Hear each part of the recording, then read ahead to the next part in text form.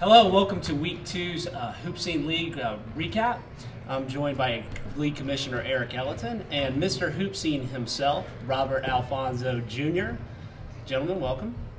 Thanks for having us. How are we doing this morning? Good. Great week of basketball. Absolutely. After some basketball that we've seen this morning, it should be fun. Well, let's jump right into the show. I'd like to go through a few notable games. The first one to start with was the one we just finished, and that was the Atlanta Playmakers versus the Georgia Hawks. It looked like the Playmakers had control of the game early on. Their bigs were great. Hawks came back, extended a lead, had a nice lead going into the fourth quarter.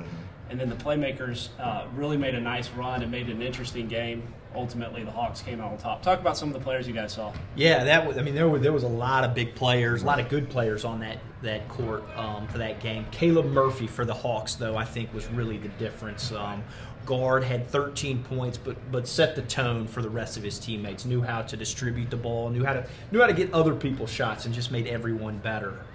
So he had a great game and was really, I think, why the Georgia Hawks pulled out a win. Well, and not only why the Georgia Hawks pulled out a win. I mean, they fought back. They really were determined to try to overcome the adversity that they were in. And part of the reason they were in the adverse moment is the Atlanta Playmakers, they had some size. I mean, for kids who are in the 5th, 6th grade, I mean, they look like they were 8th, 9th graders. I mean, and one of those guys is Wendell Turner.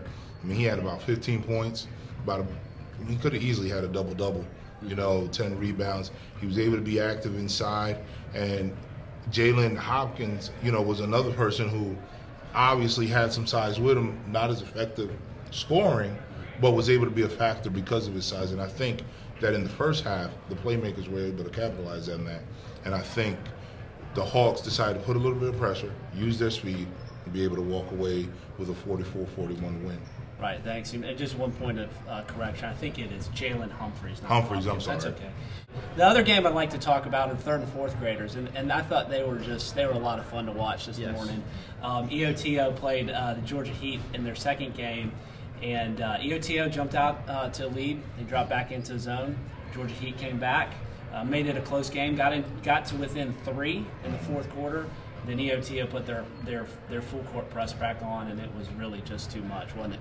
Yeah, the 3rd and 4th grade group is just tremendous. If you really want to see the love of the game, right, those are the kids you want to watch. And one in particular that stood out in this game was our HoopSeen Player of the Week, Jalen Oglesby. They played 2 games today, and Jalen went for double digits in both games. He's a big kid. He scored 10 in the first game, 12 in the second game, and actually big kid that can score down low. But in that second game, he had a couple of 3-pointers too. So he was just a beast today. So Jalen Oglesby, great game, and that's why he was the Player of the Week for us as well. And I think, Eric, you said it best. In that age group, it is the passion of the game. I mean, it's watching them make mistakes as well as have fun.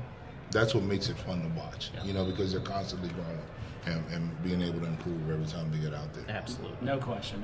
The other game we wanted to talk about was the Georgia Ribbon Warriors. Now, they played the Atlanta Attack, and the Atlanta Attack held their own to begin, and then the Georgia Ribbon Warriors, man, they look really strong. They looked strong in week 1, and they look strong this week as well. I thought there's a number of players we could talk about. Talk about a couple that stood out to you guys. For me, it was Alex Powell. Okay. Big kid, block shots, rebounds, runs the floor extremely well. Alex put in 13 points. I think he led the Ribbon Warriors in scoring today. He had an outstanding effort on the court. And I think a lot of that comes from his gene pool. Barbara Powell played at UGA. And be able to, he's around the game a lot. And another kid around the game a lot is Alec Oglesby, who his dad is the coach on the team, but his dad doesn't play any favorites. He really makes him work, and he's effective. He had 8 points today, but he runs the team. He runs the team well, distributes the ball, and looks to find teammates in ideal situations. Right, absolutely. The last game I think I'd like to talk about is the 7th grade game, which was the Atlanta Celtics versus the Georgia Heat. 2 very, very talented teams. Atlanta Celtics really controlled most of the game and ended up winning that pretty easily. But there was some good back and forth there, some strong guard play. What did you guys see in that game?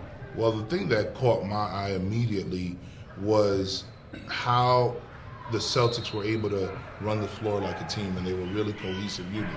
And part of that reason is because they have a great point guard in Cameron Rowland, who was able to get them going, get them up the floor, find open players. And a lot of times, when he wasn't scoring or looking to pass the ball, he was causing problems on the defensive end.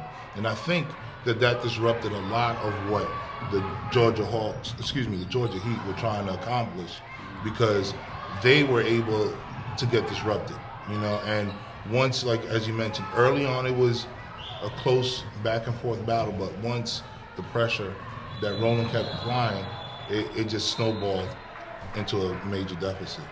Yeah, the Celtics' pressure was definitely the difference in the game. But for the second week, I'm going to mention his name again. Brandon Barron. He played a great game for the Georgia Heat. Put in 11 points. He was impressive. For the Heat today. Okay. Well, to kind of wrap things up, let's just talk about a few notable players. Unfortunately, we don't have time to talk about every game, although we'd like to. Right. I thought London Best plays for the 7th grade Georgia Hawks team. He was good today. He was real good today. Very effective. He had 12 points. Anyone else you guys want to mention? Yeah, I think North Georgia Elite, another guy we mentioned last week is Hiram Maxey.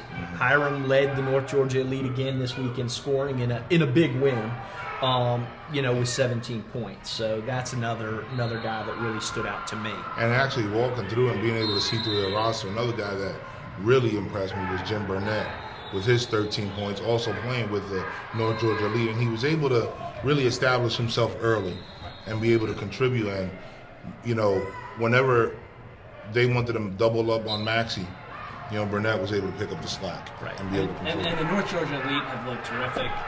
They're 2-0 in that 7th grade division.